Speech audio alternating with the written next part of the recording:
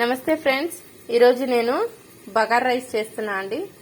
ఈరోజు సండే, అందుకని మా ఇంట్లో అయితే స్పెషల్గా బగార్ రైస్ అయితే చేస్తున్నా. ఫస్ట్ అయితే కొంచెం ఆయిల్ వేసుకున్నా అండి. ఒక పట్ట, ఒక లవంగము, కొద్దిగా సాజీరా, ఒక బిర్యానీ ఆకు వేసుకొని కొద్దిగా పచ్చిమిర్చి అయితే వేసుకుంటున్నా అండి.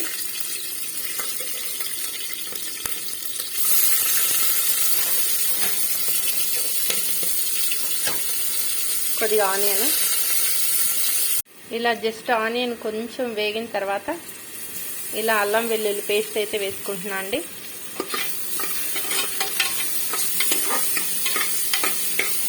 ఒక స్పూన్ అయితే వేసుకున్నా అండి.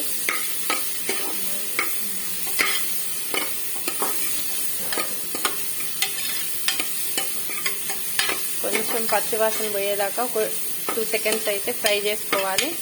ఫ్రై చేసుకున్నాక పుదీనా, కొత్తిమీర, కొద్దిగా కరివేపాకు వేసుకొని మళ్ళీ ఒక 2 సెకండ్స్ అయితే మనం ఫ్రై చేసుకోవాలండి. పచ్చివాసన బాగా పోవాలి. చూడండి ఫ్రెండ్స్, ఇలా అయితే మనము రైస్కి అయితే 1కి 2 వాటర్ అయితే పోసుకున్నా అండి. కొద్దిగా కొత్తిమీర, పుదీనా వేసుకున్నాను, వాటర్ పోసుకున్నాను. 1కి 2 అండి. నేను నార్మల్ దాంతో కొద్దిగా వెనిగర్ వాటర్ ఉన్నాయండి, కొద్దిగా వెనిగర్ అయితే వేసుకున్నాను. కొద్దిగా గీ వేసుకున్నాను. ఇప్పుడు బియ్యం అయితే కడిగి పెట్టుకున్నాను. ఇవి నార్మల్ బియ్యమే అండి, బాస్మతి రైస్తో చేయట్లేదు నేను. నార్మల్ రైస్తోనే కుక్కర్లోనే చేస్తున్నాను. ఇలా మొత్తం వేసుకొని ఒక 2 విజిల్స్ అయితే హై ఫ్లేమ్లో రావాలి, 1 విజిల్ సిమ్లో రావాలి.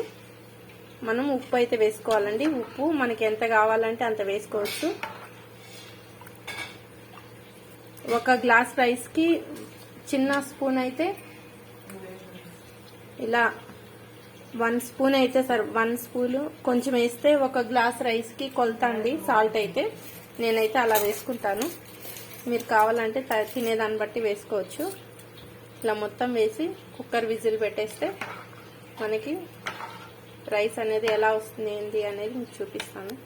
చూడండి ఫ్రెండ్స్, రైస్ అయితే రెడీ అయిపోయిందండి.